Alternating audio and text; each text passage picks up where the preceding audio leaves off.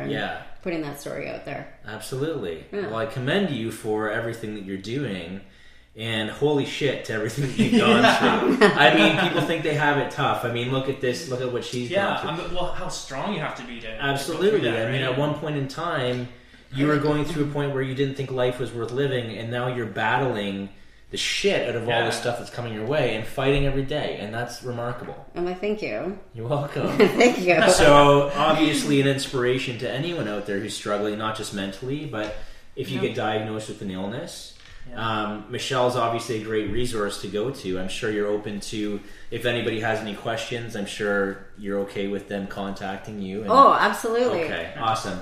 So now let's get to the positive stuff, because your life right now seems pretty good, right? You have a partner, and he seems like a great guy. You seem happy. Fantastic. Okay, awesome, man. Tell us about that story, because that's kind of cool, right? You knew each other before a lot of this stuff happened, right? Yeah. So, I've known him. He's been in my life, in and out of my life, all over the place, but in the roundabout area for 25 years. Wow. Sometimes it takes that long, right?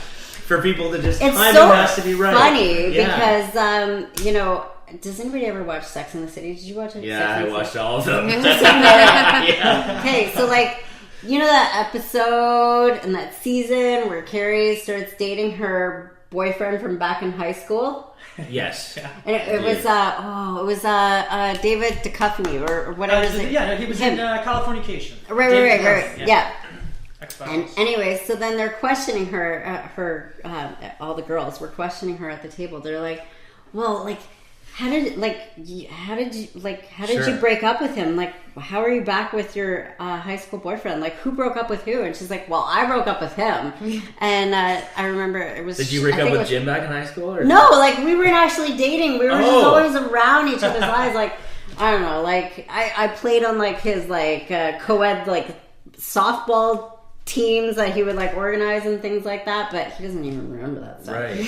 But anyways, I always thought that he was super cute back then. So, and I just didn't have the balls to go after him. But anyway, so then Carrie had said, "Oh, I broke up with him," and they were like, "Well, why did you break up with him?" She's like, "Well, I thought that there was better things out there. It turns out there isn't." Yeah, sure. Okay. So yeah, whenever I tell the story of him, you think of that? I think of that story. That's funny. It's kind of funny. So how?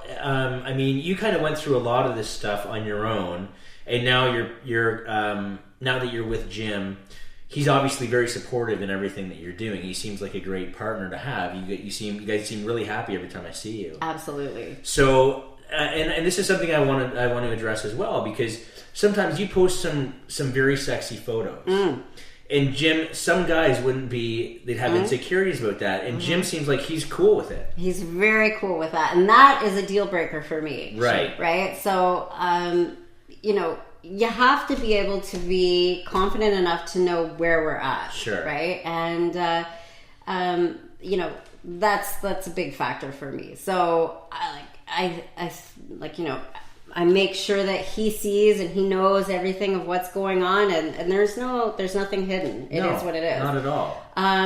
Do you have any advice for women? Because I know there's a lot of women that out there maybe want to post things like you're doing, or try to be influential, but they have men that are holding them back and being insecure about that whole thing. Do you think that's a red flag? It can be. It can be? It definitely can be. I think that insecurity, itself, can be a red flag overall. I mean, that's where, you've got jealousy issues and things like that, and a whole bunch of other ugly stuff kind of stems from that. Yeah. But if you have a completely honest and open relationship, and, you understand that, I'm not putting stuff out there like that to gain attention. Sure. Right? You have a different motive. To create a message, or put it out there for a different perspective on people's issues or insecurities. I'm touching in on that type of thing, right? And it's your industry. It's a bigger issue, right? And it's your industry. And it's my industry. Yeah. So looking in shape and fit is part of what people come to see you for. It's what you're branded for, right? Sure.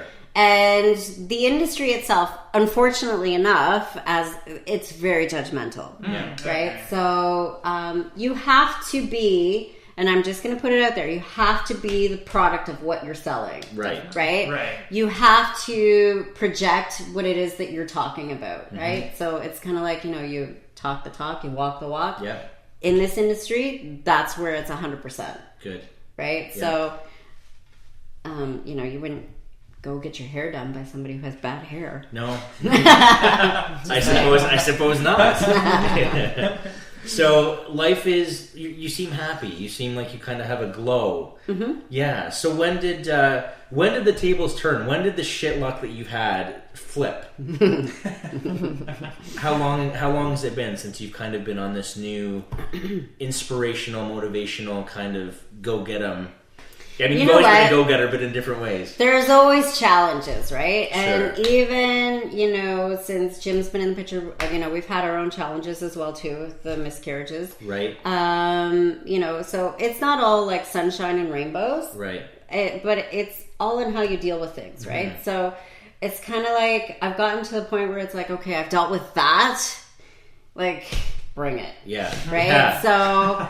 that's a good way to look at it. Yeah. Sure. I think I just have better coping abilities at this point. Sure. And project that and make it look like it's a little better than, sometimes what it is. But it's just all in how you deal with it. Yeah. As far as relationship goes, I mean, that's amazing.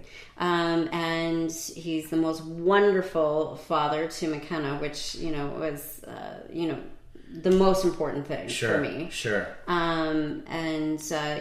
That in itself is great, but, we all have our challenges. Sex life is good? Very good. Perfect. That avoid Jim. Okay, so just to get back, I mean, the show is called Sex and Suicide. So obviously one of the main messages I'm trying to push is that consent is sexy and people need to communicate and guys need to, guys, women, whatever, guys and guys, it doesn't make a difference. Has there ever been any position you've been in your past where you've been in a tight situation sexually where you anything like that, or have you been... Oh my God. Yeah, because I mean, a beautiful woman, I'm sure you've been pursued. Okay. Maybe I shouldn't have started this now. Maybe this is for another episode. Okay, biggest thing is like... What message do you have for women as someone that's kind of a little more experienced in that area and in a happy relationship now? Okay, I've always worked in management positions. So I've always had men challenge me, on levels that were very uncomfortable. Okay. So it's you just gotta have bigger balls than the guys. That's all. Okay. And you work in this industry long enough. You work well. I mean, I think it's just all based on my experience as well too. It's just you take things for face value. Sure. Right. So. What you say is one thing. What you bring to my table is a different thing, right? Okay. So, I still get the compliments and I get I guess you call them compliments, but like creepy compliments. Yeah, them ones. Sure. And I'll get the private messages. Oh fuck! I show those to Jim. Sure, I show those to him because I'm just like. Or they'll say, "Oh my God, you're so hot," and I'm like, "Yeah, my husband thinks so too." Yeah, right. And then they're like, "Oh, I guess he does." He's reading this message right now. It's all in perspective, right? Okay. So what you say to me means nothing. What you bring to my table is a different thing, right? Okay. So advice for any women that are up and coming, maybe facing these potential challenges that you faced, whether it's mental health. Did you get physicals every year, or do you recommend those? I know we've kind of touched on the doctors and how... Well, I actually wasn't eligible for any physicals until I was, I think it's 55. Really? Yeah. So ironically enough, the craziest story, okay, do we have time for this one? Yeah. The craziest story was a year before I was actually diagnosed, I came across this story in a fitness magazine, and it was this woman who was super fit, and she was young, in her 30s, and she had no his like family history of breast cancer or anything like that. Anyway, she ended up with breast cancer, and it was like super bad. It was like a stage 4, and she had tons of chemo, radiation, blah blah blah. It was really, really bad. So, anyways, that story itself struck me so much that I went into my doctor like a few days later, and I said, "Hey, can we just start some breast exams?" Mm-hmm. I don't know why I went in there, other than this story, and the doctor basically laughed at me, and he's like, "Really?" He's like, "You're not eligible for that until you're 55." Wow. And I was just like, "Oh, I had no idea. I just thought, hey." Probably a good idea. Maybe you were told to do it at that point, but I was like, well, if you can do it now, why not start now? Like, why not be proactive? Breast cancer doesn't just affect you based on your age range, does it? Like, they're finding it's affecting younger women at a faster rate, more and more. Yeah. And the rates are, skyrocketing. Yeah. So I've got my own theories on that. Right. Sure. Being in the industry, nutrition plays a huge part, right? Mm-hmm. So you've got milk products that, if they're produced in North America, which, basically 100% of every single thing that we consume here in this country is cows, beef, milk. They're all injected with hormones like estrogen to keep them pumping milk. It's absolutely disgusting, actually, the actual dairy industry, and antibiotics and all this other stuff. So that's what we're plugging our bodies with from newborn. Right. Yeah. So as soon as like the child is done with formula, we're plugging them into cow's milk. Yeah. Mm-hmm. So and that's how we're running into younger cases of girls with breast cancer. But they're developing earlier. Right. They're getting periods at 9 years old and all this craziness. Yeah. And it's the estrogen that we're pumping them full of. So I'm sure it affects lots of things. I mean, lots of autism rates. The list goes on. So I guess it's important to keep note of the fact that as sort of generations come up, these things are affecting younger and younger age groups. So it's important to make sure they keep an eye on what's happening to their bodies. Absolutely. Right? Oh, and then, once they turn 18 or even younger than that, then we're starting to plug them up with birth control. Sure. So the only thing that they can possibly tie my breast cancer back to was a certain birth control that they had me on. Wow. Have birth control methods evolved since then, or are they still using the same? They're still using the same ones. Really? So the one that I was on, the one that there's huge class action lawsuits against, and I'm in that. Really? Yeah. Okay. Oh, yeah. Because in 2007, I was diagnosed with osteopenia. So that's early onset osteoporosis. Okay. And that was because of this specific birth control. So I had seen all these things on, I think it was like on CNN. It was all over the news where there was this class action lawsuit that was launched against this specific birth control company, because all of these women that were coming in their early 30s were coming in with osteoporosis. Mm-hmm. So then I went to my doctor and I'm like, okay, well, let's get checked for this. So he puts me through all the tests. Yep, sure enough, I got it. Jesus. Michelle. I know. So at 28 years old, I was diagnosed with the bones of a 65-year-old woman. What? Yeah. Oh my God. Mm-hmm.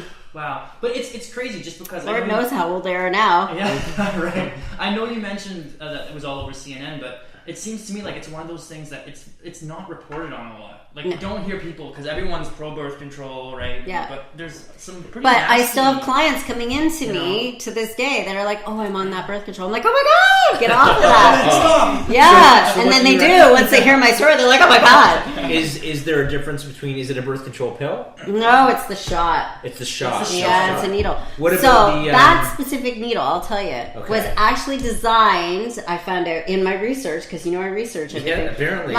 People who know me, like my closest friends, call me Erin Brockovich, because they said I research everything. Right. And more thoroughly than half the doctors.